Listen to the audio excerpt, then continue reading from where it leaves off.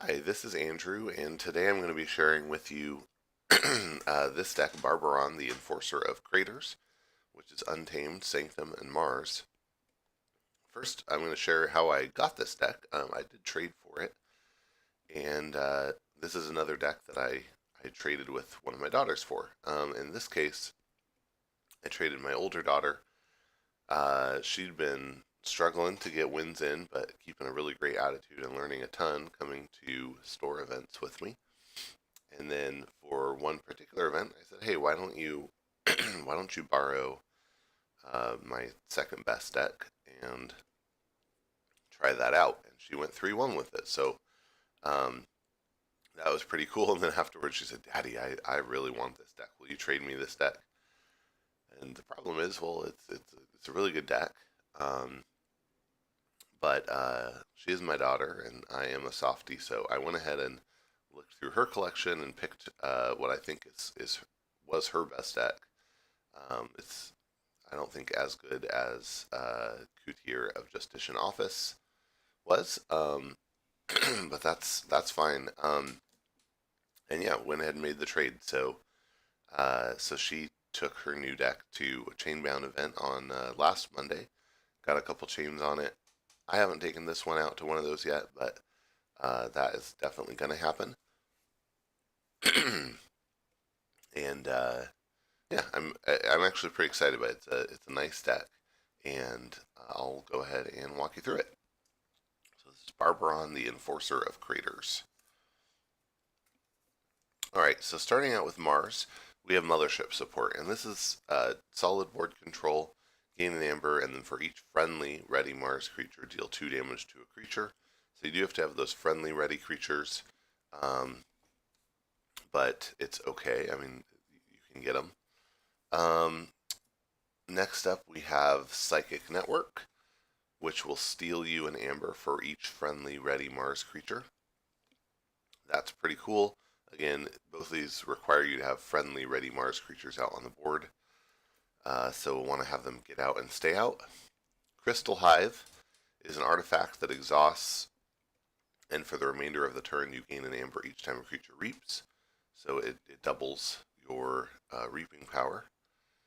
Um, yeah.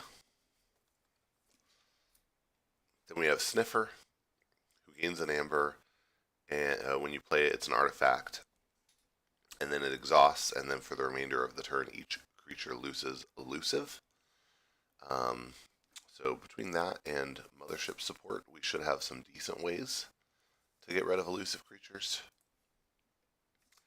All right, and now we're into creatures, so that's fun. We have Tunk, who's 6 power, 1 armor, and after you play another Mars creature, you fully heal Tunk. So you can get work done with him and then heal him back up. Ulik Megamouth is 3 power and fights or reaps and uses a friendly non-Mars creature. So this is the little bit of out-of-house synergy that Mars gets. But yeah, being able to use one of the other creatures on the board can be quite good. We have Uxlix the Zookeeper, who's a 2 power with elusive, and when Uxlix reaps, you put an enemy creature into your archives. If that creature leaves your archives, it's put into its owner's hand instead. Ooh, and by the way, I just yesterday saw the card from the new set. Ignore the next 15 seconds if you don't want the spoiler. Um, the Mars card that purges out of your own archives um, for a benefit. I think it was Amber, but um, that will go nicely with this. We have 3 copies of Zyma Think Drone, and this I'm not stoked about. This is just an okay card. It is 3 power, and you can use it to do stuff. When it reaps, you may archive a friendly creature or artifact from play. Um, Most of the time, that's not what I want, although if elusive creatures aren't a problem, doing this with Sniffer is a good way to just get an extra amber out of the deal. So there are some options like that. If you get this in a deck with Speed Sigil, this can be a good way to control when Speed Sigil is on or off the table. Then we have 2 copies of Ixilix Dominator, who's 9 power with 1 armor and taunt, so really very strong, but enters play stunned. So, pretty cool. This is a good way to protect your smaller stuff like Ixilix or the Mega Mouth. Yeah, so solid Mars spread here. Some big creatures, a couple of power hitters, power small creatures like the Mega Mouth and Ixilix, the Think drones to fill it out. And, it's easy to imagine having a turn where you have 3 Mars creatures on the board and can pull off a Psychic Network or a Mothership support, which is pretty good. Okay, on to Sanctum. We have Clear Mind. Now this is great with the Dominators, right? They come out stunned. This unstuns your creatures, and generally speaking, I think stun is a really powerful effect. Being able to reverse it is good. So I'm happy to have Clear Mind here. Shield of Justice, gain an amber, and for the remainder of the turn, each friendly creature cannot be dealt damage.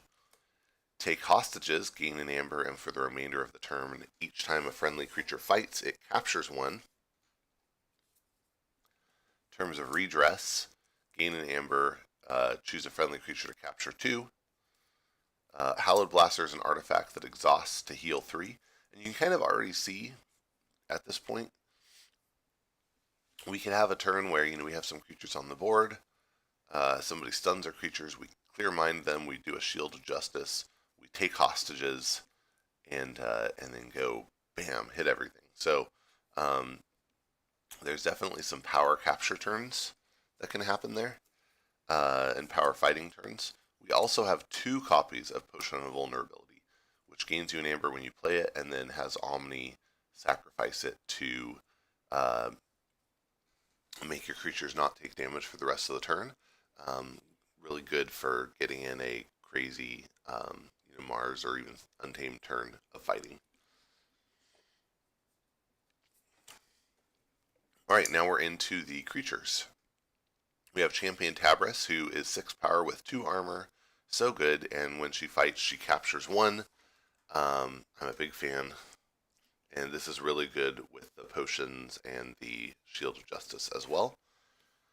Then we have 2 copies of Grey Monk, who give each friendly creature +1 armor. They're only 3 power, but they automatically get 1 armor from themselves. And if you have both of them out, then they're at 2 armor. And they can reap to heal 2 damage from a creature. And, this makes Tabris just a total beast if you can have them both out, right? 6 power, 4 armor. She's just going to be getting work done.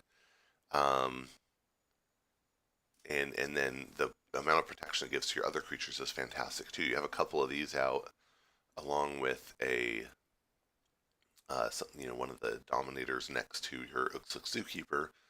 Now it's 2 power, elusive, 2 shield, 2 armor, next to a big thing with taunt. So that can be pretty crazy. So this can make a really nice board setup.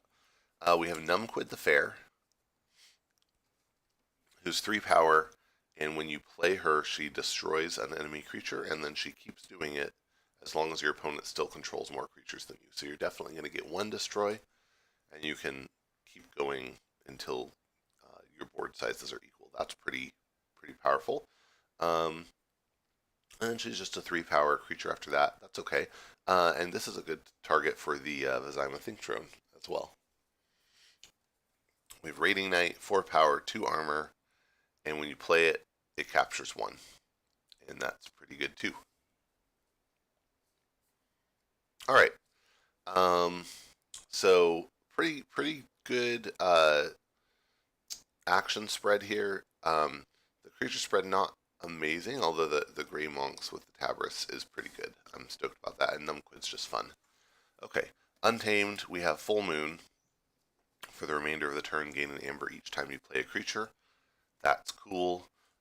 Grasping Vines, gain an amber, return up to 3 artifacts to their owner's hand. This is a good way to deal with things like Lash of Broken Dreams or Nepenthe Seed, where you need to get something off off the table before it fires. You can even do this with your own, just to get that extra amber from playing it again. Life Web, this is a fun card. Gain an amber, and if your opponent played 3 or more creatures on their previous turn, you steal 2 amber. That's pretty cool, and it's not bad if you don't get the steal, but it's great if you do get the steal. Save the pack, destroy each damaged creature and gain a chain. That one chain, it's not terribly punishing. Sometimes it might keep me from using it to kill one creature, but if you can get multiple creatures out of the deal, then you probably want to do it. And yeah, it's a pretty good deal. The thing is, you have to have them set up with damage, and that's sometimes hard to do. But in that case, it's okay. Sometimes it's just a discard. All right, and into our full moon triggers here, our creatures. We have an Ancient Bear, 5 power with Assault 2. That's fun. 3 copies of Dew Fairy. That is awesome. If we can get these on the board and get to use them, we'll just be, generating amber out the door and down the street. Fun stuff. Snufflegator, 4 power, Skirmish. We have 2 copies of Murmook, which makes your opponent's keys cost +1.